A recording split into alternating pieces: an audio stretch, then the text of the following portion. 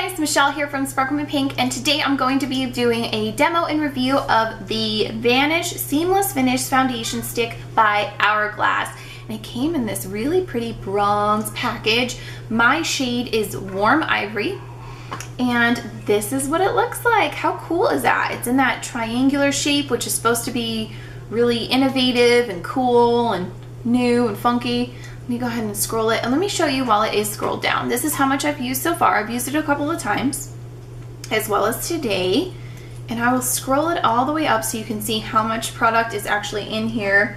Technically it is 0.25, yeah, 0.25 ounces, and that's as far up as it goes. I did get this with my Ipsy points, so I didn't actually pay for it. I just like to disclose that right off the bat. Let me go ahead and swatch it out for you guys. So I'll go ahead and put it right here. It seems really dark on my wrist. See, it looks really pretty blended out with the finger. I do feel like a little bit goes a long way with this because building it up has given me a little bit of trouble. I don't know, you'll see in the demo what I mean by how it sits a little bit differently on my skin.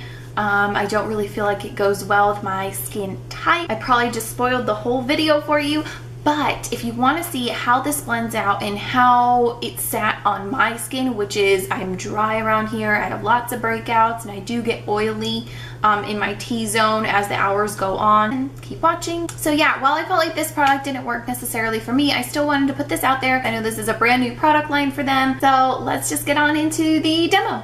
Alright, so to get started with the demo side of this review, I'm going to start by applying my favorite primer at the moment. It's the Makeup Forever Base Smoothing Primer. And I find that it's very similar in look as the Benefit Professional, but I like this one a lot better. It fills in better. I have a lot of texture because of my redness and my breakouts and things like that, and I feel like this really helps to smooth it over without feeling like tacky or sticky. Little tea break here. It's actually the Healthy Skin and Cinnamon Tea by Yogi. Love that stuff. Alright, so let's just go ahead and start applying.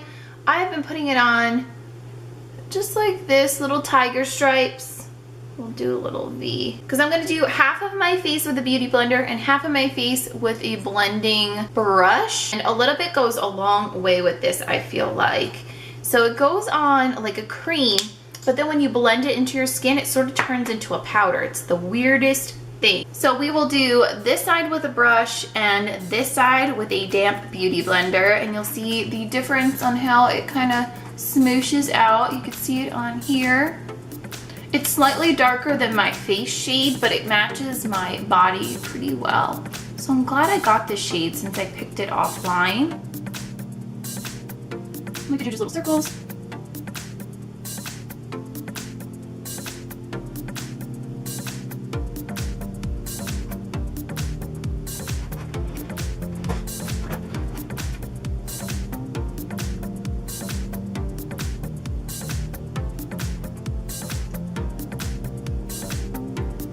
Okay, so this is the brush side, and as you can see, it is sticking really hardcore on my dry patches.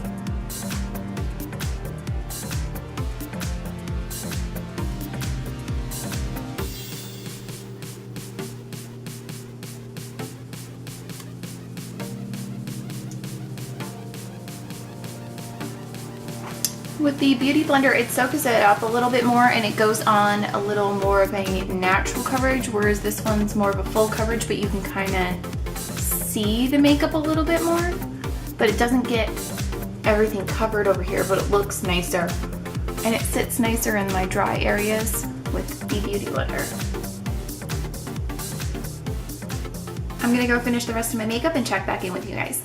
Okay, so makeup is all finished. I did have to go back over with a bunch more concealer, and sometimes I took a little bit of the tip of my beauty blender at the end of the foundation and kind of went over my spots. It's really difficult. It's sitting difficultly. Oh, right here in my nose area. I did go over this side with the beauty blender, even though we had used the brush. I just did not like the way that it's sitting on my skin. I do like the side that goes on with the Beauty Blender. I feel like I don't feel it as much and it doesn't look as makeup-y in the mirror. The color seems to be a pretty good match. I'm able to blend everything out. How I feel about it, I will use it because I have it. If I had paid for it in a store, I probably would be returning it though.